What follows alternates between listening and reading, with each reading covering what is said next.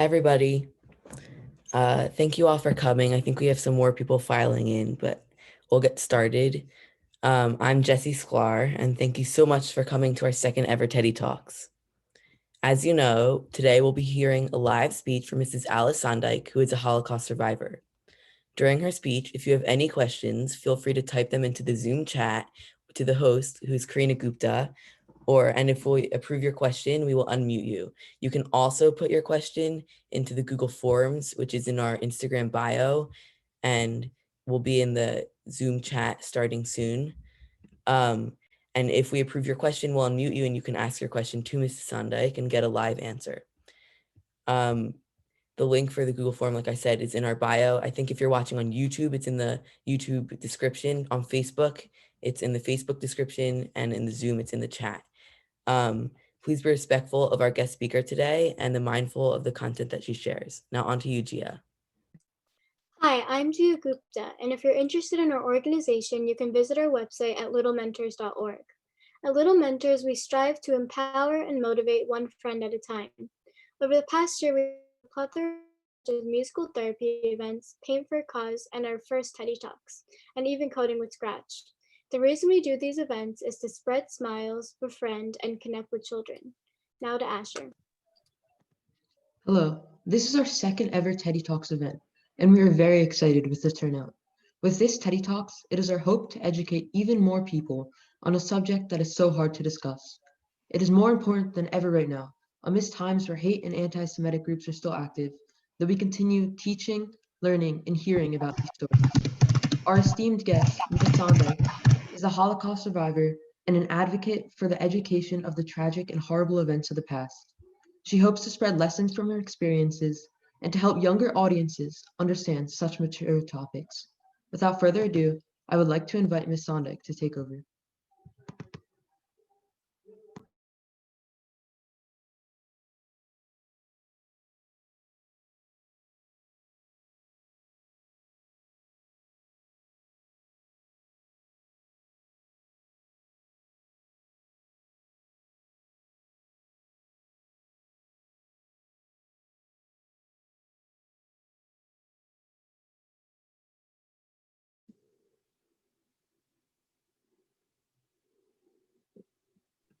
We're having some technical difficulties, so we'll just wait a minute or two.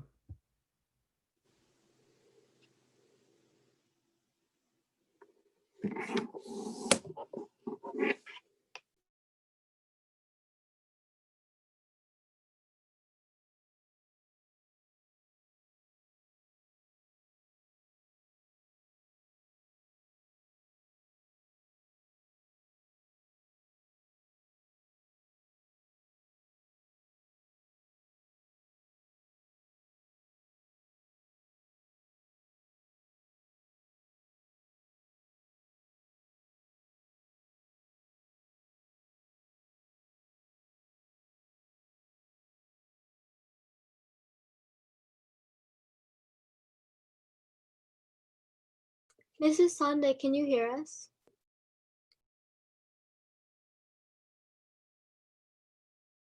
We can see you now.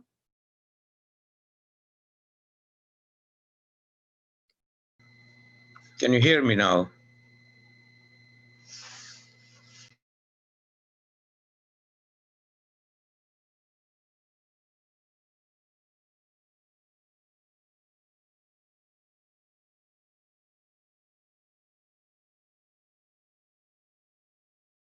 If you unmute, we should be able to hear you.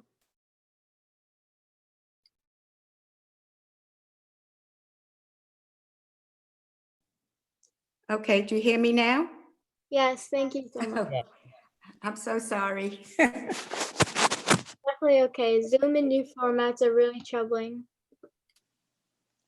Okay. How many of you are on here? We have about 40 people, and I think we have some more coming. Okay, then we shall wait. We can get started. Okay. I'm so happy that you're also interested, and I've spoken with Dr. Gupta about this for a while now, and uh, I'd like to ask how many of you have screened the movie? We've watched it. Okay. What did you think?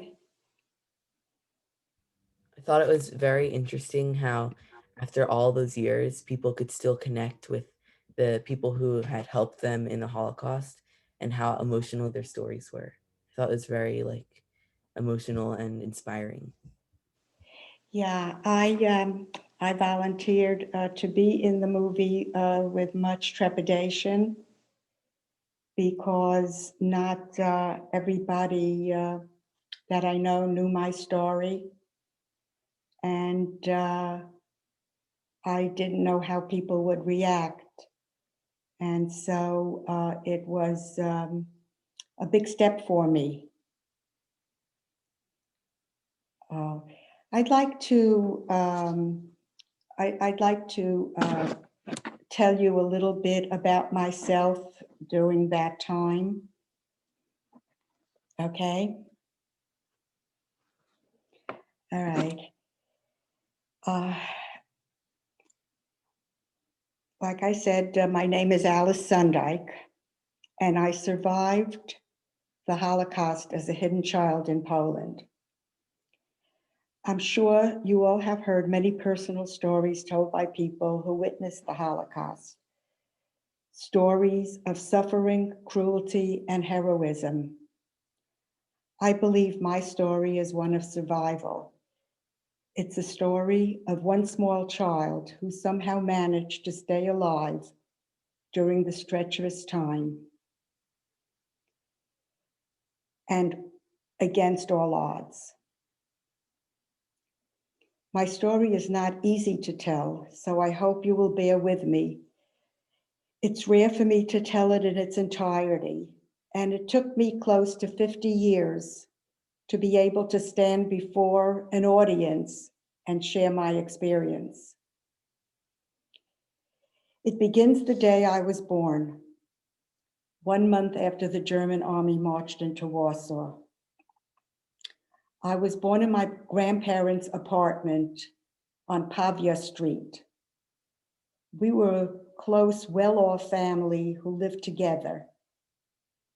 My parents were the owners of a print shop, and my aunt, uncle, and grandparents were all involved in the business.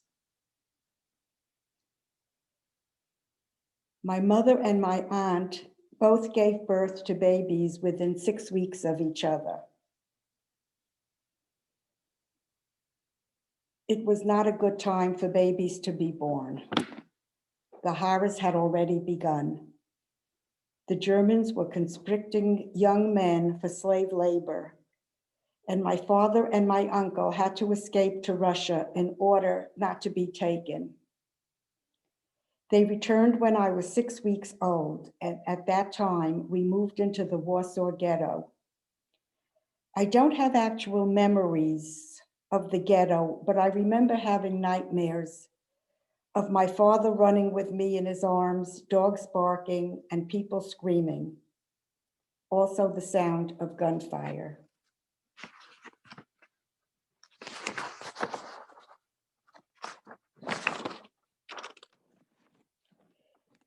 Father, who was a printer, like the Jews in Schindler's factory, got the opportunity to be a slave laborer for the Third Reich. This was a life-saving opportunity because those who were not of any use to the Nazis were quickly sent to their deaths along with their families.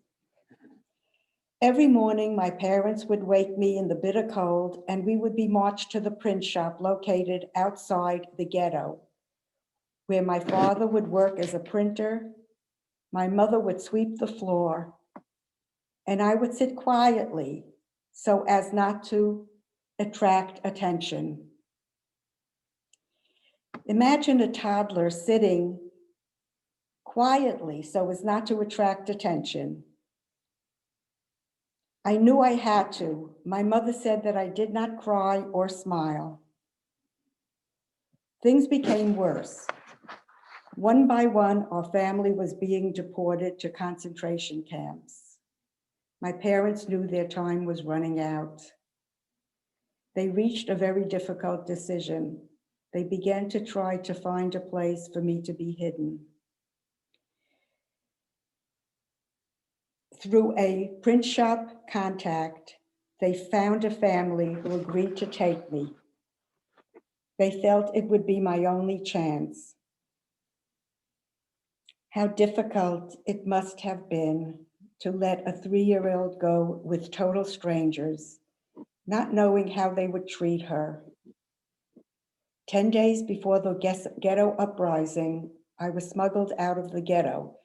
My parents took a lot of heat by making this decision.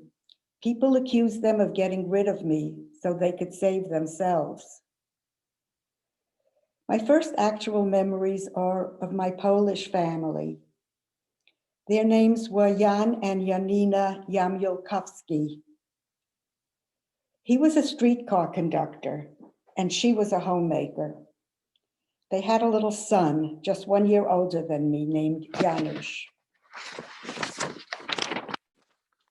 What set them apart from other Poles who were gleefully turning in Jews was simply their politics. They were communists, and the party told them to do what they could to help. These people risked their lives and the life of their child to take me in. The explanation for me suddenly appearing in their home was that I was their niece, whose mother had been killed in the bombing, and my father was a Polish soldier. This worked for about 6 months. I, of course, knew that I really was not a member of their family and may have said something about my background because the neighbors threatened to have me arrested by the Gestapo. I had to go. The frightened family took me to a distant relative's in the countryside where I lived for a very short time. One day I was told that I was getting a new mommy and daddy.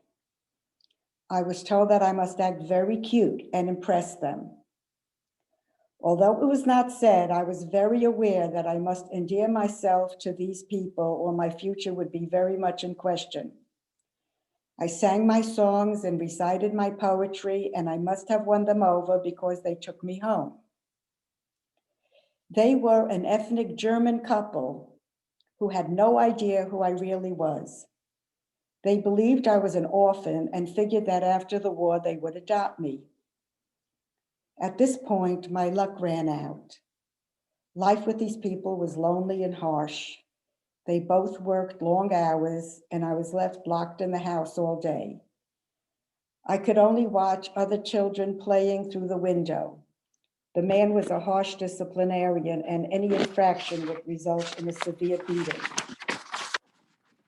I did, however, become very self-sufficient, taking my own food, going down for a nap each day, but always dreaming that my own father would ride in on a white horse and rescue me.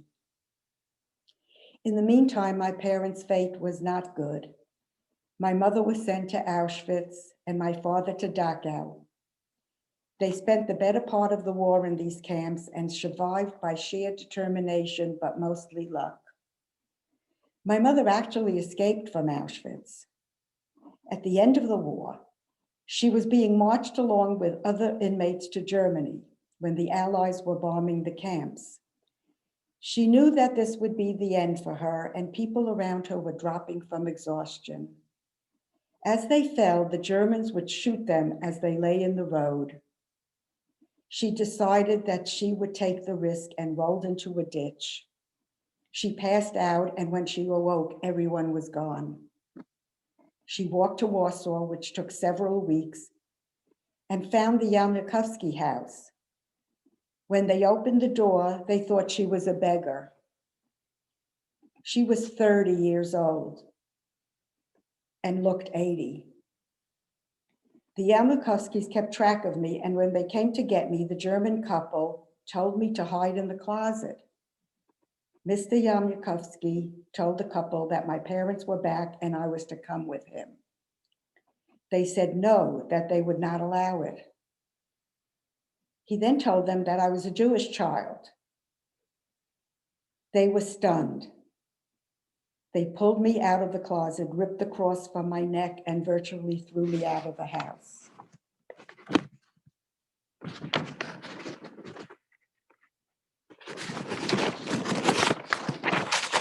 When I was told I was Jewish, I was horrified. Remember, along with the rest of the Polish population, I was a blatant little anti-Semite. Now I was told I was this horrible creature, ugly and dirty and smelly. I was even more convinced of this when I saw my mother for the first time.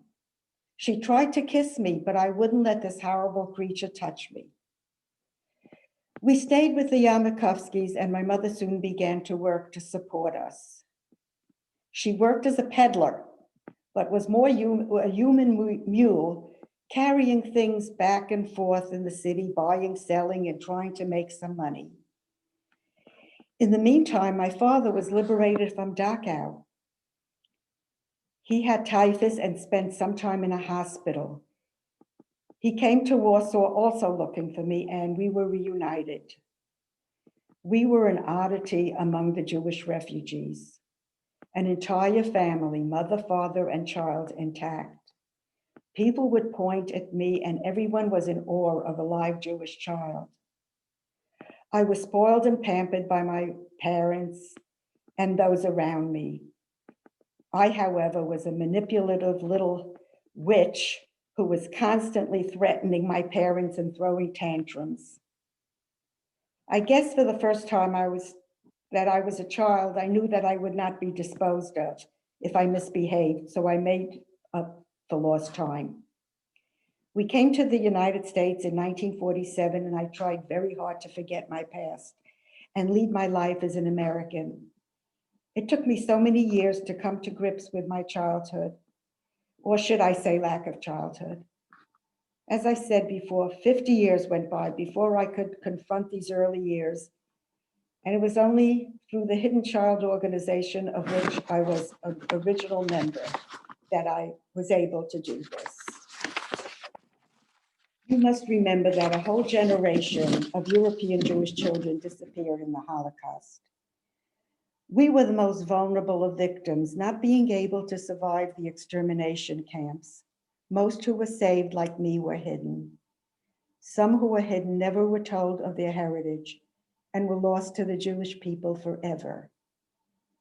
Those of us who were restored to our families bore a heavy burden of ambivalence and conflict. Hidden children had to, as adults, come to terms with enormous pain and loss as they reconstituted their identities. The special experience led many to seek those who shared their trauma. Support groups were formed, and our first gathering in New York City in 1991 brought 1,600 people from all over the world. It was during this conference that we, the smallest victims of the Holocaust, pledged that we had a sacred duty to bear witness, as I am doing today. I've spoken to you about the past, now for the present. Do you remember when I told you about the two babies being born at what seemed to be the worst possible time? One was me and the other was my cousin. Her name is Aviva and she lives in Israel. Our mothers were sisters and gave birth to us within 6 weeks of each other. Aviva's mother died in Treblinka along with her older brother. She was hidden like me, but in a totally different place. Her father survived the war and came back for her. He was already remarried and their families went to Israel. We have stayed in touch and over the years have visited each other as often as we could. My cousin and I reached a decision a few years ago to meet at the Hidden Children's Conference in Amsterdam and take a trip to Poland. In Warsaw, we took a tour of the city. We visited Pavia Street, where we were born, and Niska Street, where we lived in the Warsaw Ghetto. There was nothing left of the ghetto as it was burned during the uprising. All that is there was built after the war. We visited the Warsaw Ghetto Memorial. It sits in a square which is very ill-kept. The area is entirely residential and very tranquil. It's hard to believe that such horrible things happened there. Yet somehow we felt drawn to it and we went back several times. The highlight of my trip to Warsaw was meeting with the daughter, granddaughter, and grandson of the Yamikuski family. I was very nervous, not knowing how I would react. But when we met, I felt great joy and such a warm feeling for them. I sensed that these feelings were returned. They were eager to see pictures of everyone, and I was amazed that they had, through correspondence with my parents, known the names of my children and my grandchildren. My cousin and I went to Auschwitz. To us, it felt as if we were making a pilgrimage. It's still very hard for me to believe that there really is such a place. We were both very moved and brought to tears. Seeing this place and knowing what a bitter price our parents paid for only one reason, that they were Jews. Somehow, being there made me even more resolute about participating in Holocaust-related programs such as this. So I thank you all for listening. I'm very pleased that the younger generation is interested in my story. As you can see, it's a very emotional thing for me to tell. I think I've been in front of many groups. I have read this story scenario many, many times, but it still brings me to tears. So I would be happy to answer any questions that you may have, and feel free. So our first question will be coming from Ava Reagan. Hi, I'm Ava Reagan, and I'm 15, and I'm in 10th grade. I was just gonna ask you, what do you think was like your biggest motivation throughout your childhood? My biggest motivation was to get something to eat. In addition to what I just spoke to you about, you have to remember that this was in the middle of a war. Everyone was scared. Everyone was hungry. Everyone was cold. So I tell you this story through the eyes of a child. Of course, my parents had a much worse story to tell.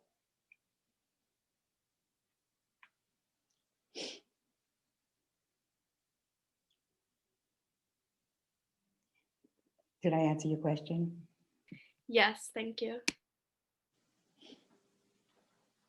Anyone else? I have a question. My name's Okay. Karina Gupta, I'm 14. How do you think your experience today, your experiences in the Holocaust relate to the world today? To the world today? Oh my goodness. I can't tell you enough.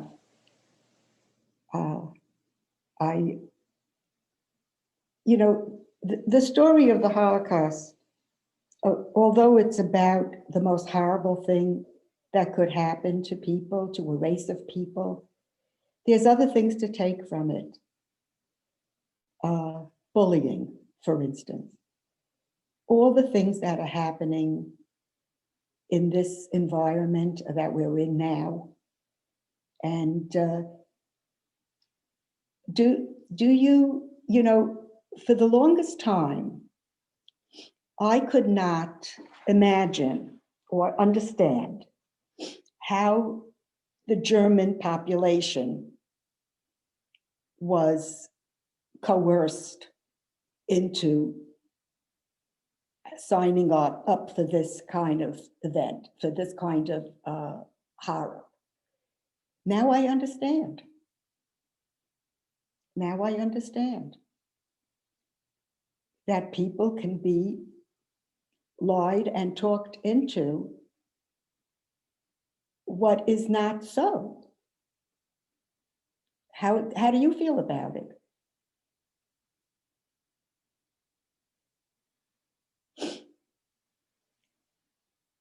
How do you feel about it?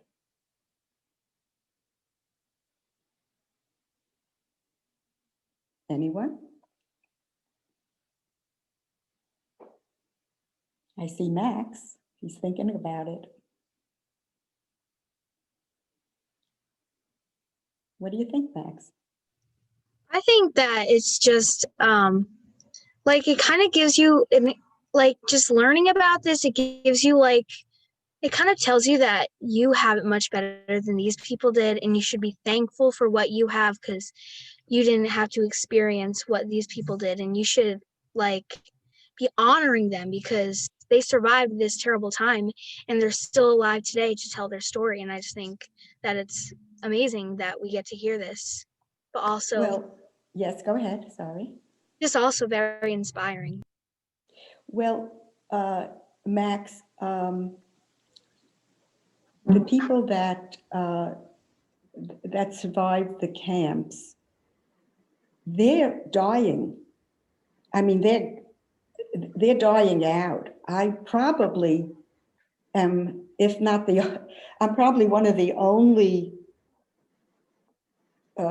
survivors that have some kind of, yeah, there were people born after me, but they were younger than me during the Holocaust. Now, I was young, but I have memories that these others don't have. So the fact that I'm the only, you know, one of the few left gives me more reason to be speaking to you. You know, it's not an easy thing to do, and I don't look for it, but I do it if I'm asked to do it like I did, like I'm doing today. But it heartens me when I know that you young people are interested. And I think it makes, I know there are movies and I know that but there's plenty of revision also. People, a lot of people don't believe. There are people that really don't believe it happened. I know you're aware of that. How about, is that Asher? Have I seen him at the end there? Yes. Hello, Hi. how are I you? can't hear you, Asher. Go ahead. Oh, sure, I can ask a question if you want. Sure. What was like school like? How was your education during the Holocaust, if you received one? There was no education during the Holocaust. I don't think anyone did, whether they be hidden like me or children at all. Even the Polish children couldn't possibly be educated. You know, there was a war going on. There was a war going, other than my own experience of being a child that was sent from place to place. They there was hunger and fear, and people were killed in the street. They were several members of the family that I was hidden with originally were killed in the uprising of the Polish uprising, not the ghetto uprising. But it's. I wanted to ask you a question that just slipped my mind for a moment. How would, I remember now. If you saw the movie, you get a certain thread that runs through the movie, and that is that the hidden children who survived were not able to bond, the ones whose parents came back, or I was the only one, and one of the reasons I was in the movie was because both my parents came back, which was such an oddity. Most you will see had a problem bonding with bonding with their parents. Can you understand that? Yeah, of course. Because they were like taken away and hidden, and then when they came back, they didn't really know who their parents were. Correct. And the start of the hidden child movement originally started because there were a lot of hidden children who were hidden, whose parents never came back. So when some of these Polish rescuers died or were ready or were on deathbed, they made confessions. So a lot of these children, and they were adults at this time, but I'm calling them children, they never knew that these were not their real parents, that their parents were, they thought their parents were Christian. They thought they were Christian. They didn't realize they were Jewish. And many of them sought to reconnect with Judaism. And that's how the Hidden Child movement was born. Mostly among these people who wanted to reconnect with their heritage, even though they knew nothing about it and had lived their lives as Christians. I was indoctrinated into Christianity myself. It took me a long time to understand this. Took me a long time to get over the shame that I was Jewish. And it took me a long time to get over survivor's guilt that I lived and so many died. And I did not have a great childhood because my parents were very, very, very damaged, very damaged because of their experience in the camps. So that's my story, yeah. We have a question from Jeremy Radin, and he's 14. He said, how do you think we can combat anti-Semitism today and all forms of hate? That's a very good question. And it's not only anti-Semitism. It's the hatred of anyone that doesn't look like you. Mm-hmm. It's the hatred for Blacks, for brown people, for Indian people, for Native American, for how can we do that? And that's what I mean, why the story of the Holocaust is more than the genocide of one race. It's about, you know, it's about the tolerance of people that don't look like you, and actually the love of people who do not look like you. Mm-hmm. And I thought we were getting there, but I don't think we are. Yeah. I think you're right. That's why telling these stories are so important, especially now while there's still people around to tell them. It's so important that we spread the stories of the Holocaust to as many people as possible and motivate people to stop spreading hate. And how do you feel about the state of our society is in relation to the Holocaust and other? Gia, you have anything to say? Yeah, I feel like it's really important like Jesse said, because if we start becoming more educated about the past, we can make more educated decisions in the present moment. And especially when our world is so divided right now, I think it's more important than ever to learn about unity and learning about so many things that happen so we can make better decisions, like I said. I think Gina had a question, so she can go right now. Go ahead. Oh, hello. Hi. My Hello. name is Gina. I'm a sophomore at Cherry Hope East. So first of all, I like to say thank you so much for your time.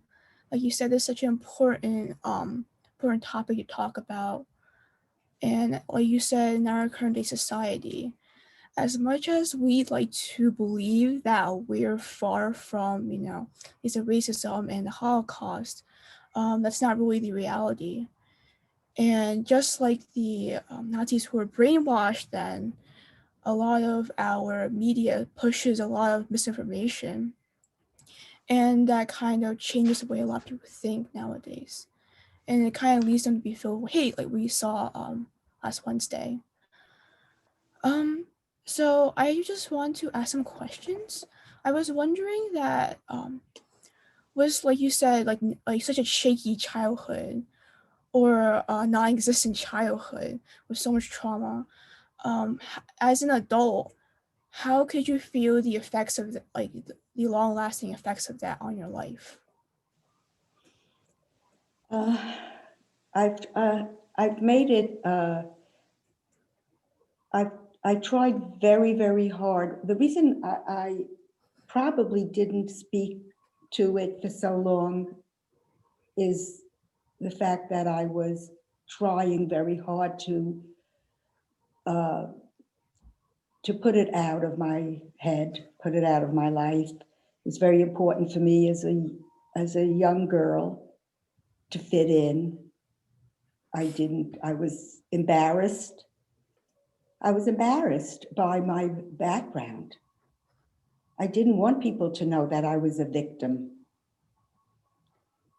I didn't want people to know that, I didn't want people to know my parents. I didn't bring people to the house because they spoke with heavy accents. I do feel a lot of guilt. My parents are gone now. I feel a lot of guilt towards them. I feel I didn't treat them well, that I wasn't a good daughter. And I hurt them because I didn't acknowledge them for the heroes that they really were. I acknowledged, I tried to hide my past and they were part of my past. I have two brothers who were born after the war, and they very much admired my parents. And they treated them like they should have been treated. But I did not, because my relationship with them was not, we were not bonded. This is what you bond with your parents when you're a baby. And you grow up under their care. I did not do it, and I didn't bond with any of the families that I was with because they weren't my family either. They didn't. I mean, they fed me what they could, and but they were not. They were not my parents, and they didn't act like my parents would if I was with them. So that's really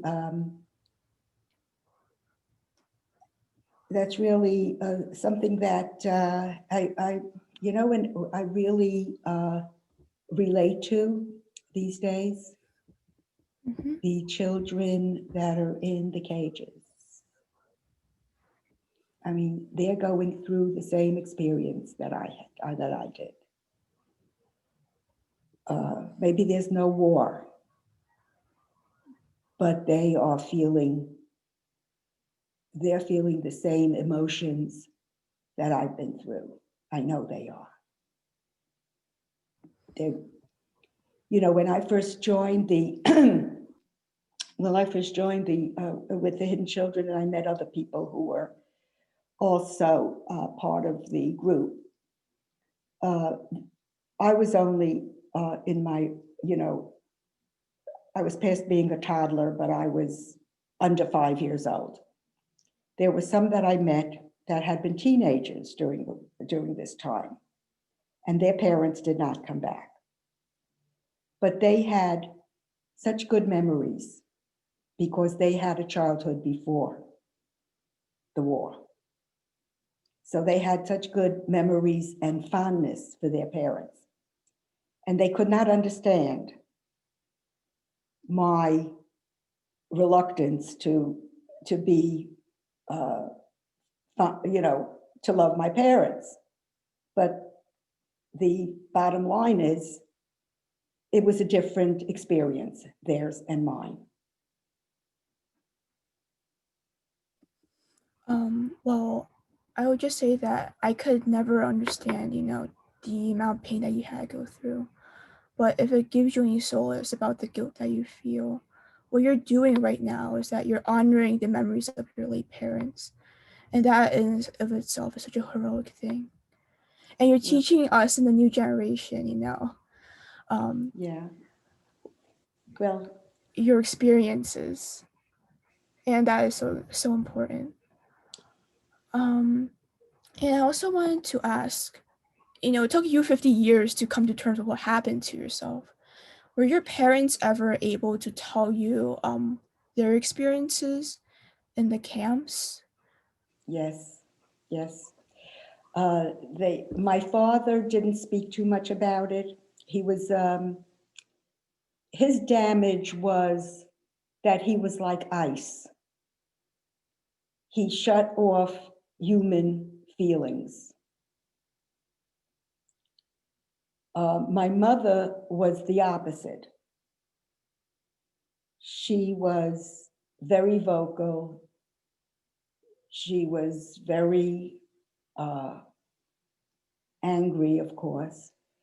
And she had a lot to say about it, about her experience. And it was their experiences were so horrible. I'm sure you've seen the movies and read the books of what happened to these people and how they were treated. And it was only really just the luck of the draw, basically, that they survived. You didn't have to do anything. You didn't have to be bad. You didn't have to be good. And you didn't have to be, she had so many near-death experiences at Auschwitz. Just recall one, she had some kind of an infected tooth and her whole face blew up. And she was in a tremendous amount of pain. And she wanted to go to the infirmary. But going to the infirmary was very dangerous because you just didn't come out a lot of the time. So she was at a point where she couldn't take the pain any longer. And she went up to a guard, and he must have been angry about something. Well, he punched her across the face. And of course, the abscess or whatever it was that was bothering her broke, and she was okay. And then another time, she was working in a munitions factory, and she blew off 3 of her fingers.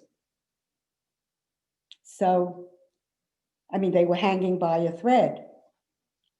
So she took them and put them together and put a dirty rag around them. And they grew back. They grew back. And I used to laugh with her because once, when she was quite elderly, she broke her elbow and she bemoaned the fact that it will never be straight. And I used to say, Mom, what do you want to be, an archer? Is that important? She almost lost the fingers. And she was so upset. about because her arm wasn't going to be totally straight. So, so this is what you know. It's unreal. It really is. Another story that I tell all the time to my friends and family is that I met a woman who was she was hidden.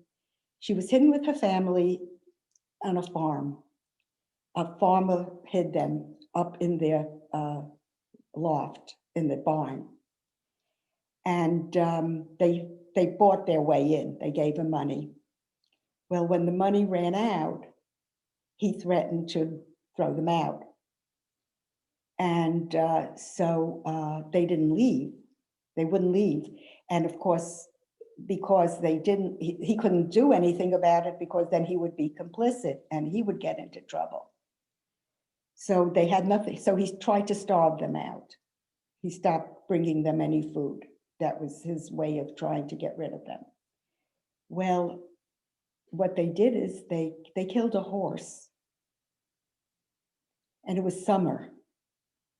And they ate the horse carcass the entire summer. It was putrid, it was spoiled. No one got sick. No one got sick.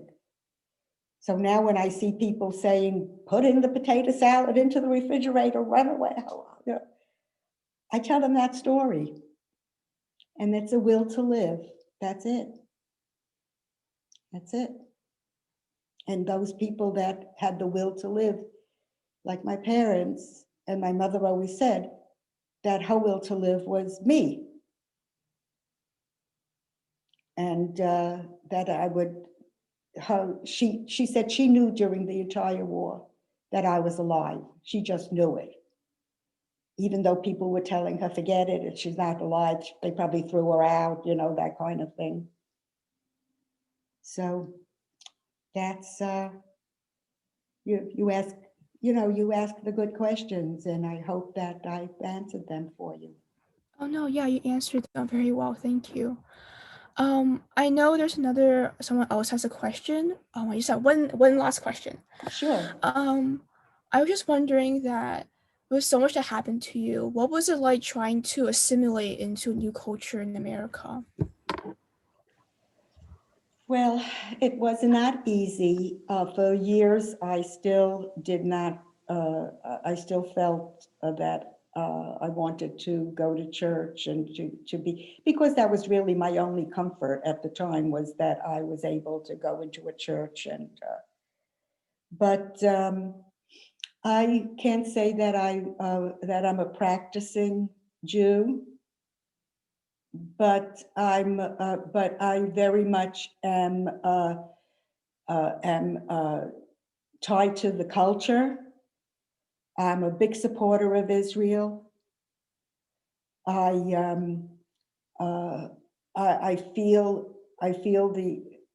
even as little as 20 years ago, because when I moved to the community I live in now, I was almost afraid to tell people I was Jewish. I was in hiding long after I was in hiding, let's put it that way. But I feel very much, can you hear me? Oh yes, I can. Yeah, I just saw a mute come up. I feel very much empowered by being Jewish, stating my beliefs, calling out. I mean, I'm not, people know me for calling out what I think is wrong. They don't always, I have not had anyone say anything to me because they know where I'm coming from. I'm not coming from as much a political point of view as a human point of view. And I will call out those people in this country, and I have no problem doing it, and I'm not scared to do it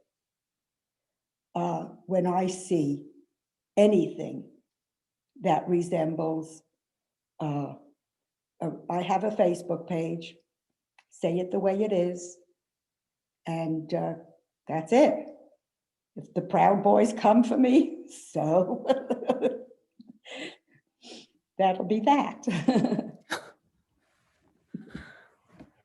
I mean, as you should. Like, humans will be humans, right?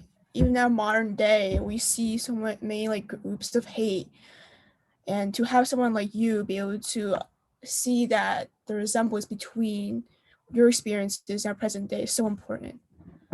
I will pass it on to someone else. I know Yeah, that's Agania. I just want to tell you that I have a granddaughter that's a junior in high school, and you remind me very much of her, and I appreciate that. Her name is Jillian. I'm honored. I really am. It was nice Well, to meet you, dear. thank you so much. I'll pass it on to somebody else now. I've been talking for a very long time. I believe Saganya has a question for you as well. Yes. Do you thank you very much for talking about this Holocaust. My question that I have for you is, do you have any other family members that are alive other than your one cousin that you talked about? No. Okay. She was, my parents had some friends who did survive the Holocaust, that they were, but of course, they're gone now. There was only one other boy that was hidden like me, that was a friend of my parents. There's a book called Holocaust Kingdom by William Donat, D-O-N-A-T, that tells his story. He was hidden by his nanny, and it was very, very difficult to hide a boy because of the circumcision situation. They were too identifiable. And so if you ever get a chance to get that book, you'll not only will, it's very interesting, this man was a newspaper publisher in Poland. His wife was a pharmacist. She worked for Dr. Mengele in the camp,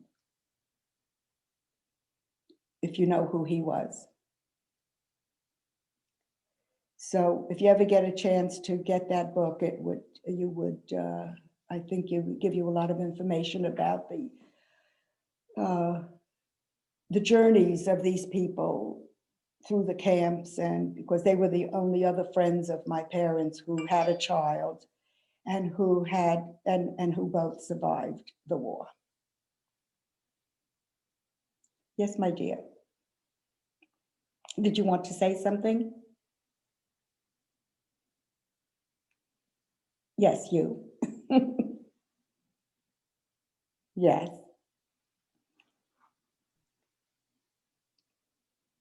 I can't hear you.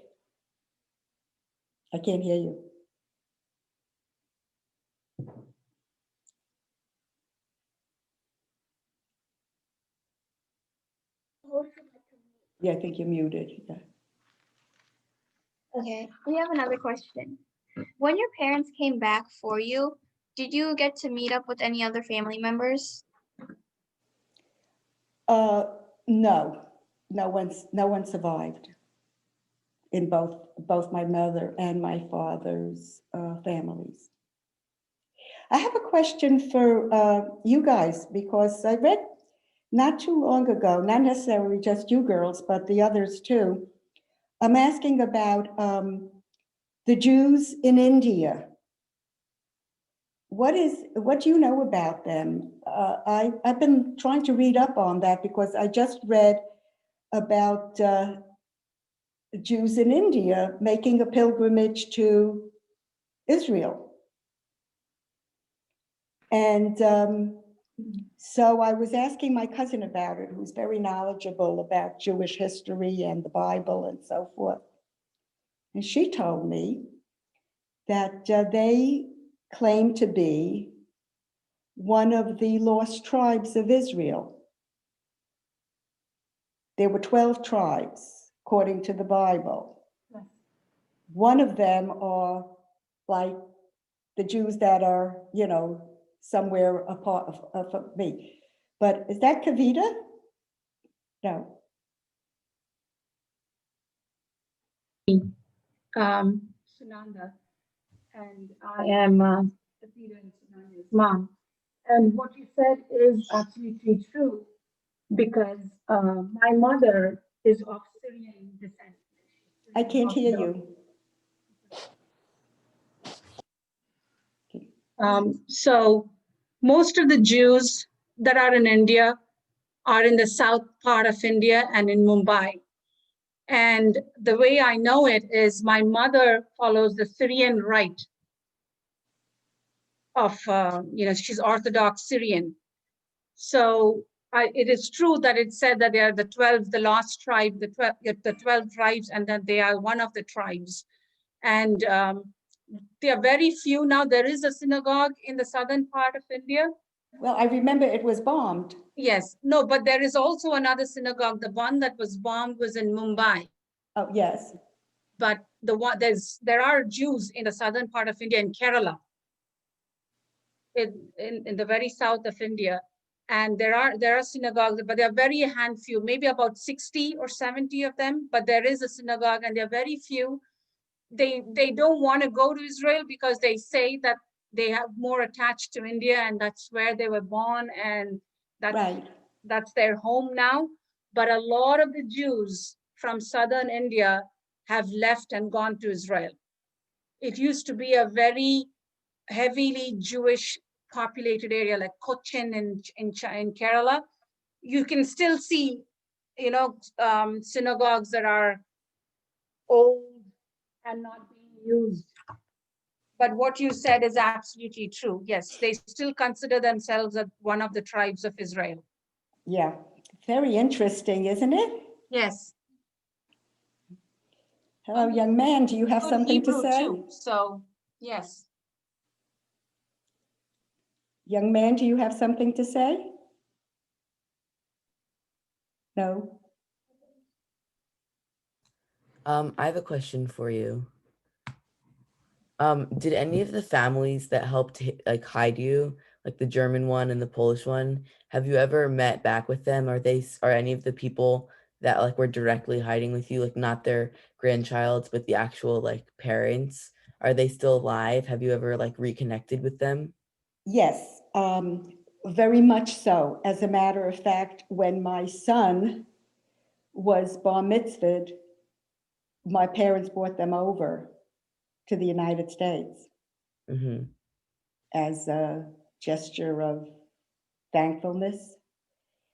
And so, yes, I did meet them. I did meet up with them. I also met up with, it's interesting, the first time I saw them here in the United States, I did remember them.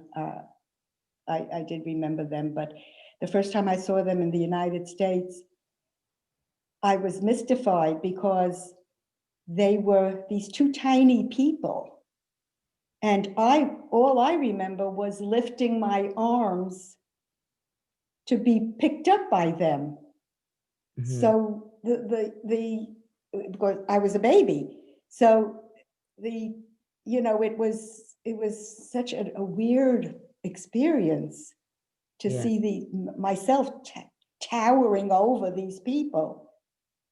And the other thing is that when I went to Poland, I met with the daughter and the grandson and the granddaughter, great-grandson and the granddaughter of the people that hid me. You see, I consider them really the only rescuers because the others, if they knew who I was, they would not have taken me. As a matter of fact, they probably would have turned me in. But so I really, even though I wasn't with them the entire time or the longest time, they were the ones that really saved my life. Mhm. Okay, thank you. Hello, I have a question. My name is Arman Gupta, and I'm 14. I'm a part of Little Mentors. But my question is, in the Holocaust, religion predominantly determined the fate of nearly 6 million people. Yet people have persevered and continued with the religion. Given this, what can you say about the importance of religion in one's life? And after your experience, have you changed your perspective on religion? I am very envious of people who have religion in their lives. Very envious. I do not have it, and I don't really know why. I have a cultural connection to Judaism very, very much, very, very much. But I don't have that faith. Now, my family, my family now, I have 2 children, a son and a daughter, 3 grandchildren. My grandson just became engaged to a Christian girl. My daughter is, my son is married to a Christian girl. My daughter is married to a Christian man. So my family has really integrated very much so. But they all, and my granddaughter actually is being raised a Christian, but they are all so respectful of my experience and truly, I cannot say that I would prefer anybody over these people. When, Jewish, I would have, my husband is Jewish. We would have liked, in all honesty, for our children to marry in the religion, but they didn't. And we love the people that they did marry. And that is something that is more important to me than anything else, that there are good people, and they honor my experience.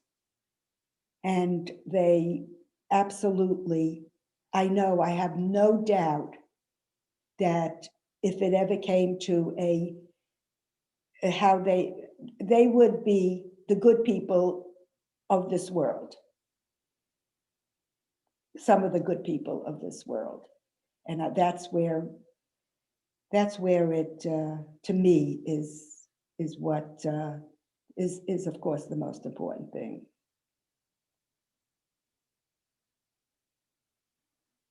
Yeah, so adding on to Gina, the theme of unity is incredibly important in the present day, as we have to focus on working past our religious divides and our racial divides and work together as a nation.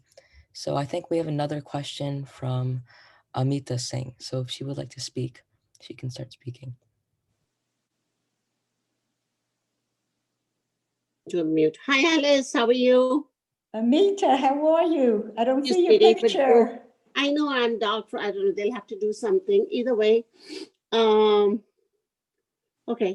I do want to thank you for doing this with the children. I mean, I cried the first time you did it, and I'm crying again. It's been a while since I first heard your story. You're an amazing friend, an amazing girl. And being I've heard the story before from you, talk to them about how you came to this country and how you got the name Alice. That's a very cute story. And also the part where you talked about, remember you would hide in the closet and stuff? You know, those moments of how you were hidden when you would hear people coming? Actually, what? I didn't hear the end of it. Remember when people would come or you were thinking people would come, you were warned to hide? And yes. How I just talk about that aspect on a personal level. Okay. Love you, sweetie. Love you too. Everybody sends their regards. I told them that about this, and Thank you, I knew Sondike. that you would be on. So Thank you. stay safe. Love you. You too. You too, baby. Now, what did she ask me to do? The how you were hidden and how you got the name Alice and how you came to this Oh country. yeah, when I first came to this country, of course, I did not speak the language, and interestingly enough, if you can believe it or not, and I wish I knew why, Polish was my only language. I have totally forgotten it. I can't remember a word of Polish. I just can't remember. To me, it sounds like any foreign language that I wouldn't understand. So I have absolutely no knowledge of the language.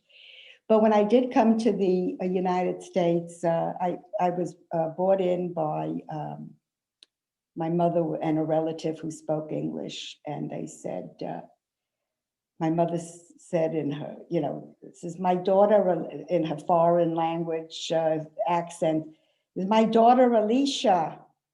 And the teacher said, we don't have these funny names in this country. Your name is Alice. And so it is. So now I have two names. I have a lot of AKA on any legal papers. And I think I mentioned when I read my story that the last people, there's an interesting story about them also. Apparently when they interviewed me, they, at the time, they thought I must have had some talent. I don't know why they thought that, but they did. And apparently they had some connection to the original family I was with through the woman. When I went to Poland and I was the great-grandson of the people that had me, spoke fairly good English that he had learned in school. And I asked about them and who they were and what, because I don't remember much about them. I mean, I remember them, but I don't really remember much about their backgrounds. And so he told me something very interesting. After I left, they adopted another child, a Polish child though, and she became the prima soprano of the Warsaw Opera. So I guess they did better. So that was quite an interesting development in my mind. Do we have anyone else? Our next question is from Sanvi Joshi. Hi, I'm Sondike Joshi. I'm 10 years old, and I think your story is like so inspiring, and I just love how you're like telling it to everyone after your tough times. And if you had to pick one thing for the world to reflect from your story, what would it be, essentially? Oh my goodness. What would it be? One thing? I don't know, I guess just love of your fellow man. It's nothing that takes on all, there's a lot of subtitles to that. Diversity, understanding other people's culture. All these things, I think, are the lessons we have to learn. And like I said before, I thought we were getting there when we elected the first Black president of the United States. I was thrilled. I said, well, people are realizing that skin color is not important. What's important is the person. Well, I thought so, but then all of a sudden, everything came crashing down, didn't it? So let me ask you, have any of you experienced, and how did you handle situations where you had to, where you were in, if you were, how would you handle a situation if you had to speak to the good of people?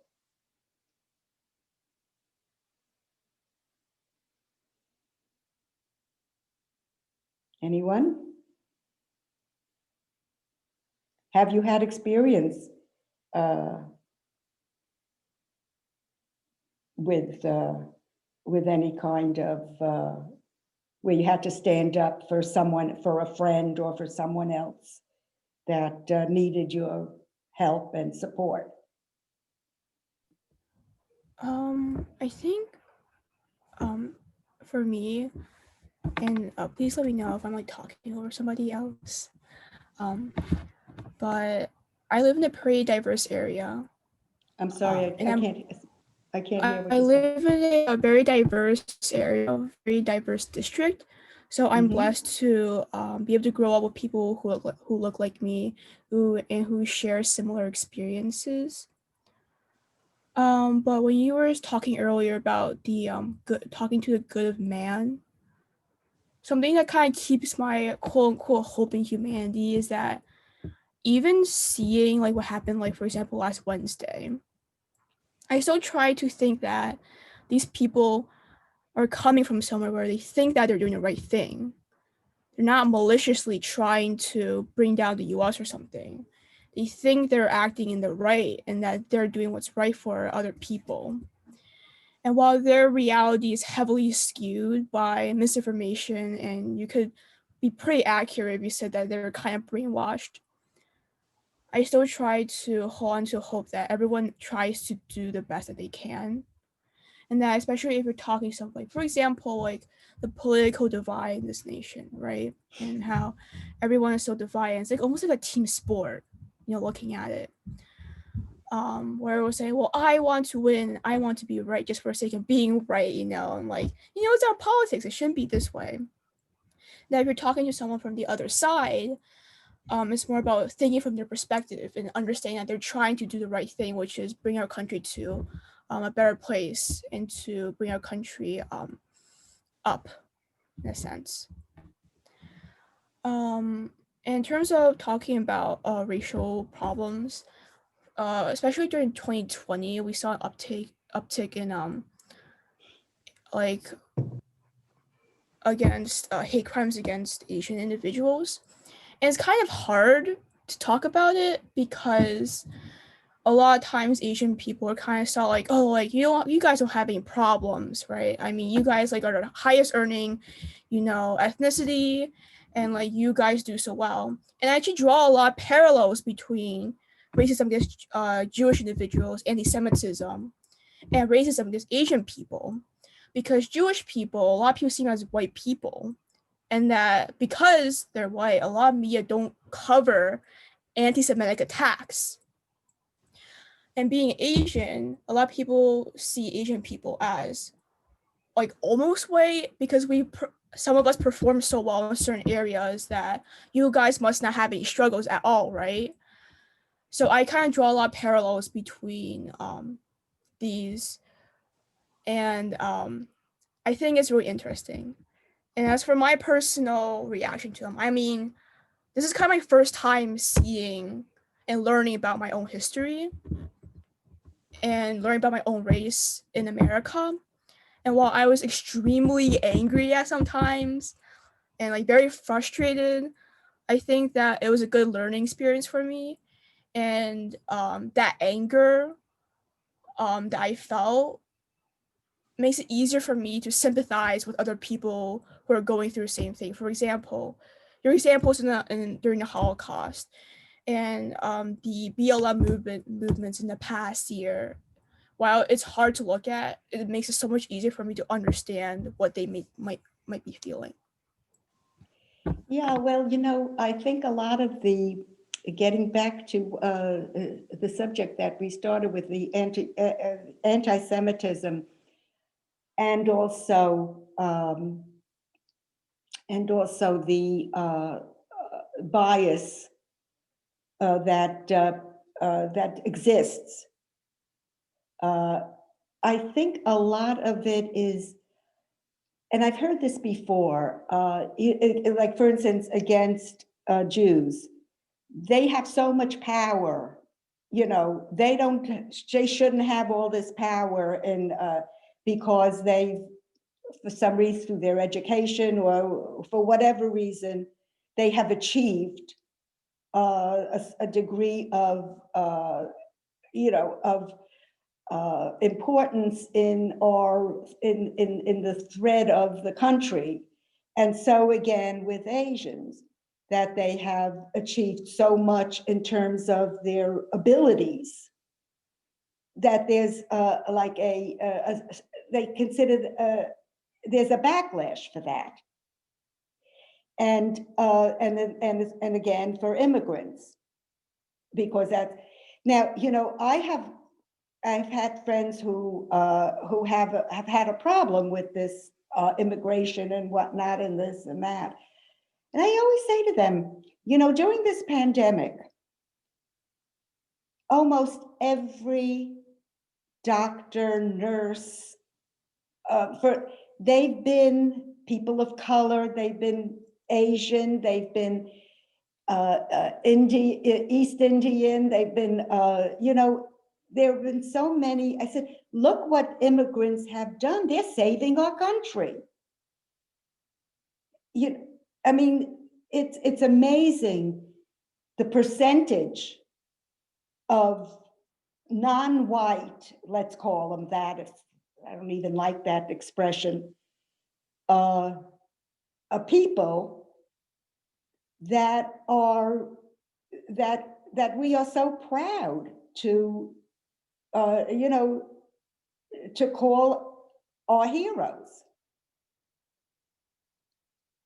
So this is people don't get it. The people don't get it. And I realize that these people who, starting with the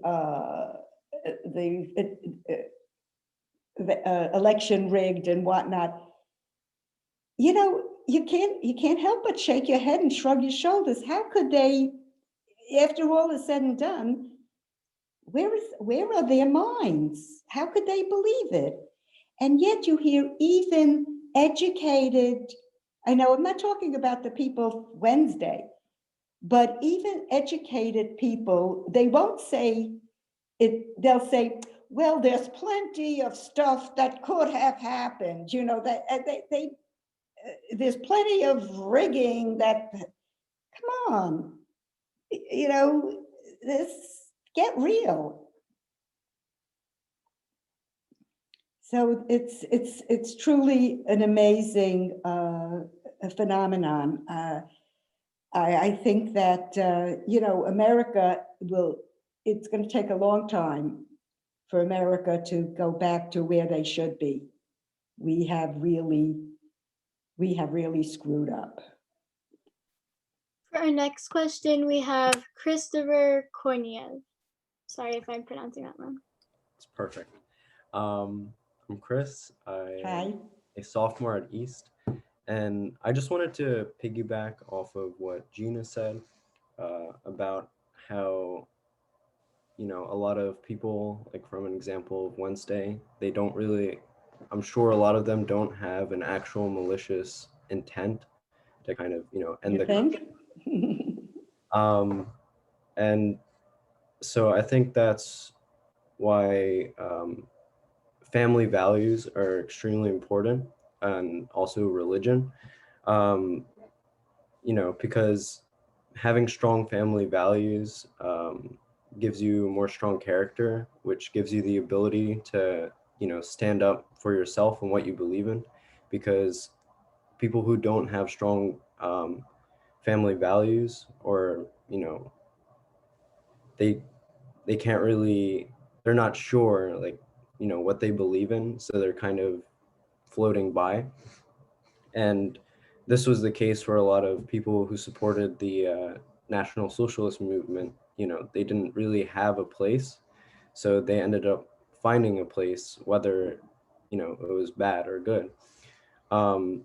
So I truly think that that's a similar situation to the people we saw on Wednesday. Um, I think that's what creates a really big crowd mentality. Just not having strong family values, um, that causes you to follow whatever you see without much thought about it. And Well, you're right about influence, of course. If you have a strong family and people that are good people to influence your thinking as a young child, and of course, at some point, you have to think for yourself. But maybe some of those people, the ones that I can't even, and I saw them coming in screaming with their mouths open. You see the video of them coming in from the point of view of their faces, and they're screaming with their mouths open. And to me, it was like, I couldn't believe it. I couldn't believe it. I had to blink.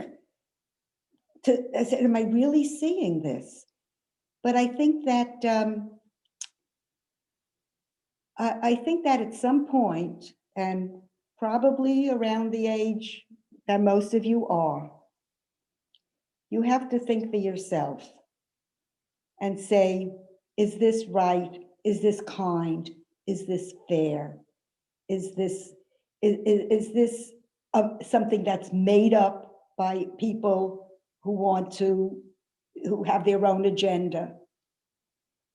And I think that, yes, your family will nurture you at the beginning of your life and teach you the right things.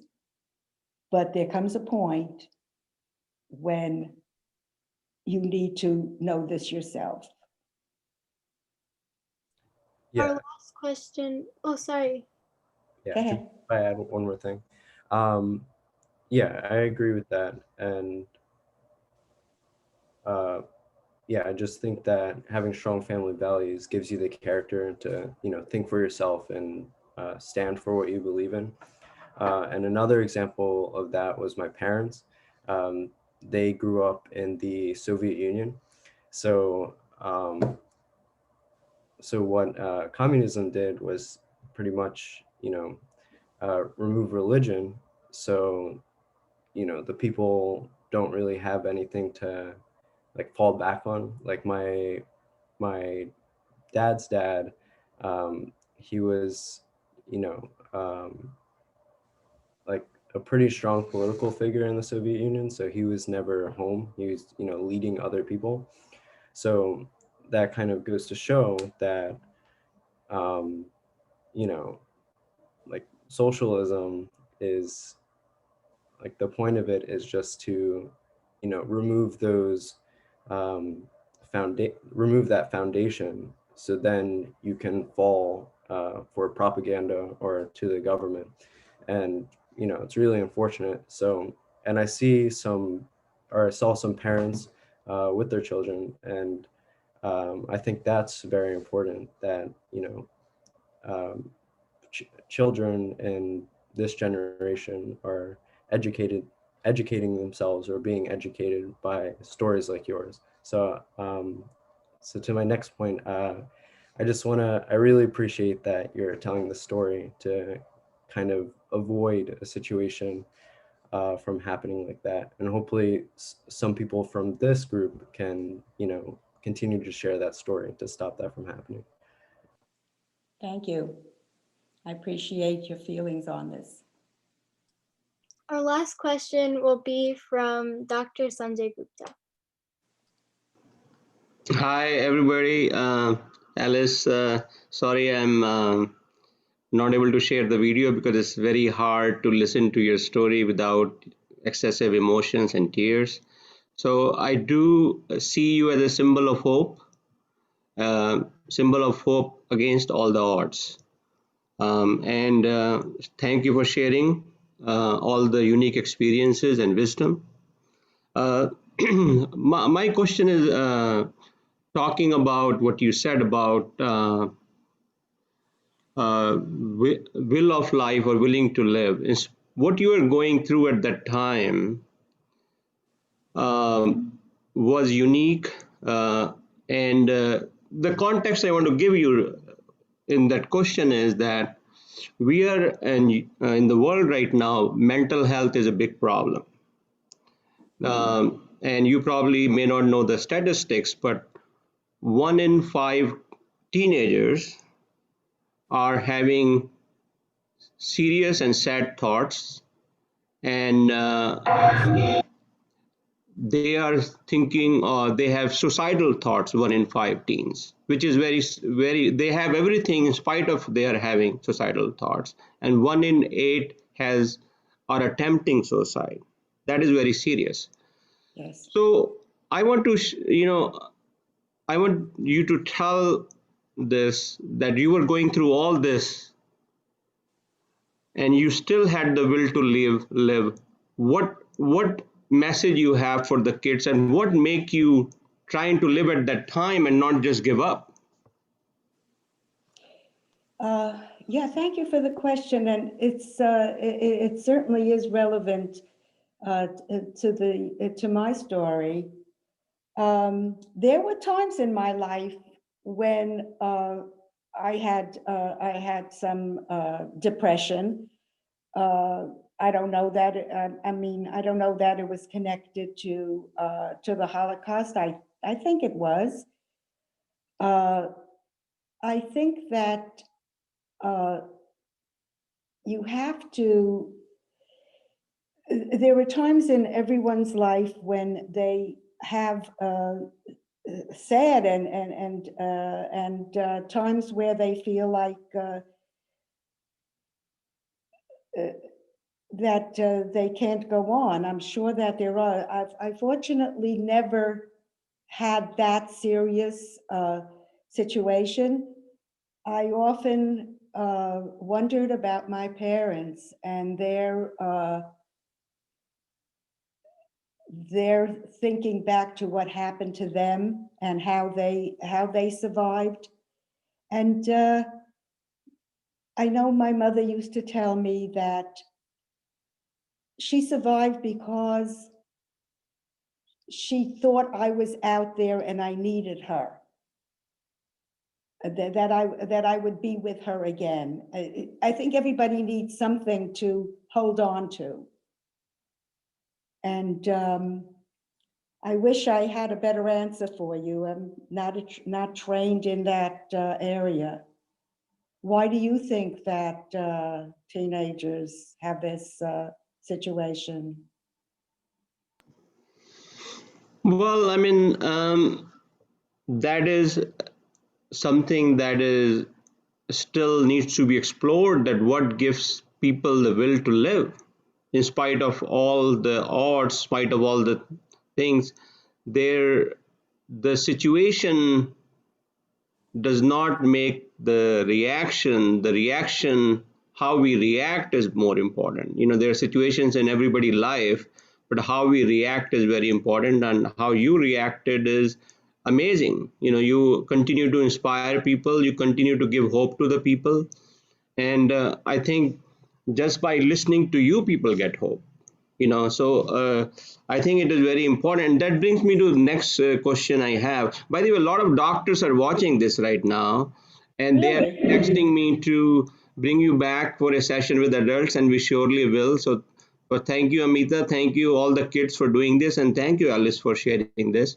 So my question, I think it goes to what Chris just said, that what will you suggest, or what should these kids, which represent the next generation, they should do or prepare that this never happen again to human race at this level?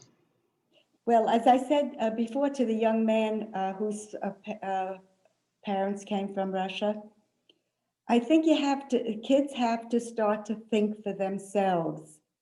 They can't allow themselves to be influenced when they know something is wrong, when they know something is bad. They have to call it out, and there are consequences for that. But they have to stand up and do it. And that's what I have kind of devoted myself to.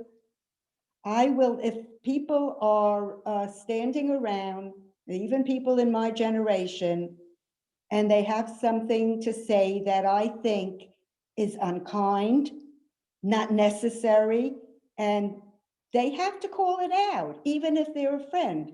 They'll have to say, I don't appreciate you saying that.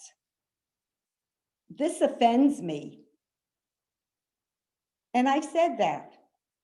And I have a right to say it because I was one of the victims of this kind of thinking.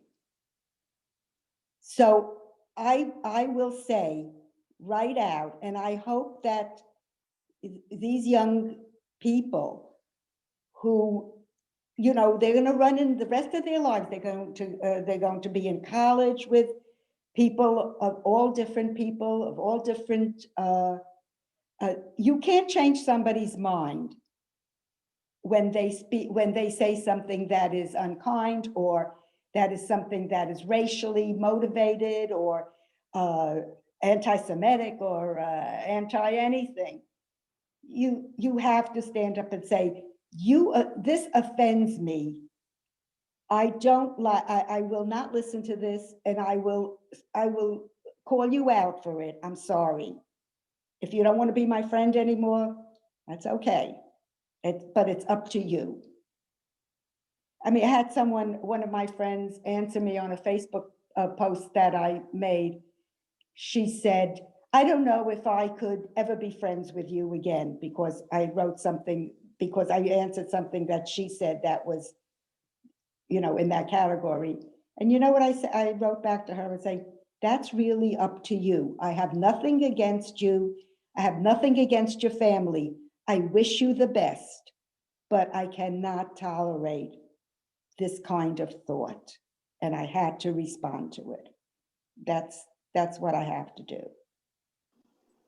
No, thank you. I think I agree with you that kids and adults all alike, they have to respect who they are themselves, love themselves. You know, they are given with a unique gift of life, and all of them are unique in their own way, and they deserve respect. And I think that's where the drive to live come to. That there's a gift that has been given that needs to be nurtured and maintained. So thank you again, and thank you Amita and Kavita and all the kids for doing it. So next, I think Kavita wants to say a few words. Okay.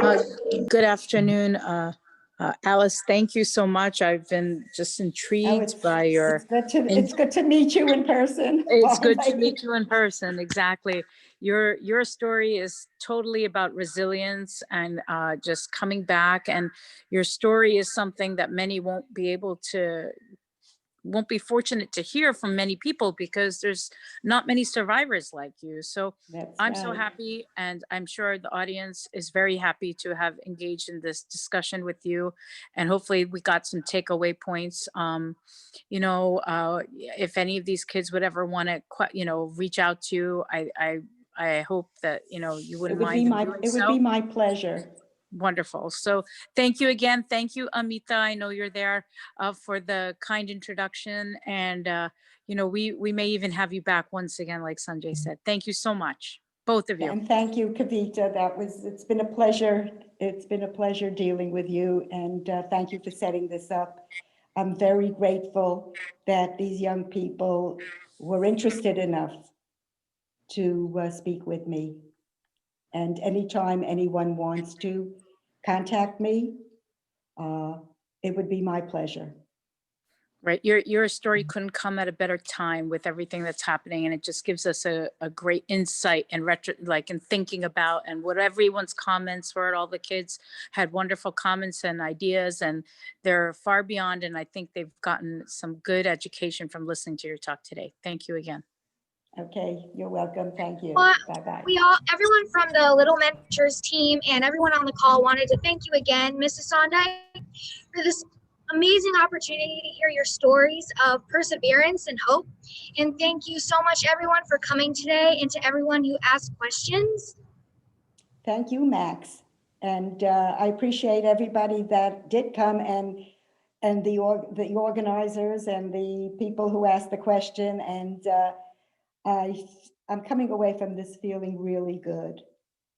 Before we end and I pass it off to Armand, we would like to take a photo of everyone. And if you guys aren't comfortable, you can definitely turn your camera off. Okay. Thank you again to everyone who joined, and now to Armand. Thank you, Gia. Be well. Well, everyone be well, stay safe, and it's just been a pleasure being with you. Is there any email that we can reach out for the audience to reach out to you? So for future questions? Yes, I can give it to you right now, or I can text it to Dr. Gupta. Which one would you prefer? I think it might be hard to get everyone's contact right now, so we can send out the email. So it might be a little bit easier for just to share it. Oh. Okay.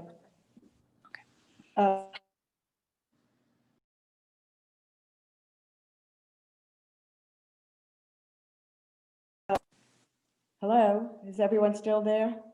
Yes. I'm sorry, the phone.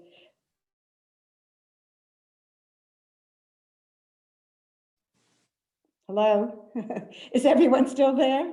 Yeah. Okay, here's my email. Oh, gee, just a moment.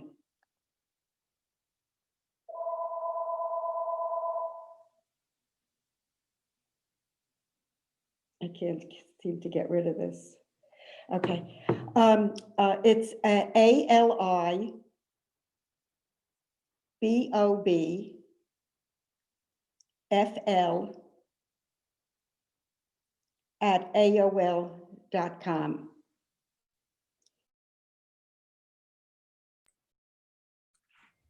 Thank you again. Thank you. Just to summarize. And identify, yeah, and identify, oh gee, this person is, identify yourself in the email, so I know it's one of you guys. Say, Zoom presentation or something. Okay? Definitely. Okay, this person seems to be, okay, thank you all very much. And one more thing, we'll be having a call tomorrow with an orphanage in India. So if you're interested in joining, make sure to join. And also, if you want to learn more about our journey and others, make sure to check out the film, The Secret Lives, Hidden Children and the Rescuers in World War II. Thank you. Thank you. Everyone, goodbye. Thank you, everyone. Bye, everyone. Thank you. Thank you. Bye-bye.